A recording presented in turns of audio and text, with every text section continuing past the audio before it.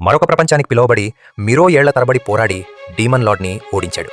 తిరిగి మోడర్న్ ప్రపంచానికి వచ్చేసరికి ప్రపంచం పూర్తిగా మారిపోయింది. డంజన్స్, మాన్స్టర్స్, హంటర్స్ అన్నీ నిజమయ్యాయి. ఎన్నో యుద్ధాలతో అలసిపోయిన మిరో ఇక నాకేం వద్దు అనుకుని ఒక చిన్న రెస్టారెంట్ని స్టార్ట్ చేశాడు.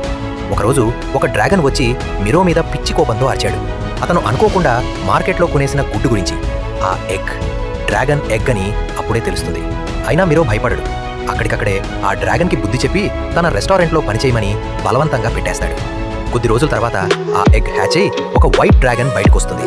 ఆ చిన్నదాన్ని పెంచాలని మిరో నిర్ణయించుకుంటాడు. అప్పుడే అతని రెస్టారెంట్కు దగ్గరలోనే ఒక భారీ డంజన్ తెరుచుకుంది. మాన్స్టర్స్ గుంపులుగా బయటికి పరిగెత్తుతుంటే హంటర్స్ అడ్డుకోలేక అల్లాడుతున్నారు.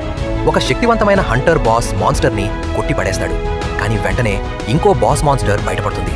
అందరూ ఆశ కోల్పోయిన వేళ ఒక కాంతి తరంగం దూసుకెళ్లి అన్ని మాన్స్టర్స్ని నాశనం చేసింది. అది మిరో చేసినది.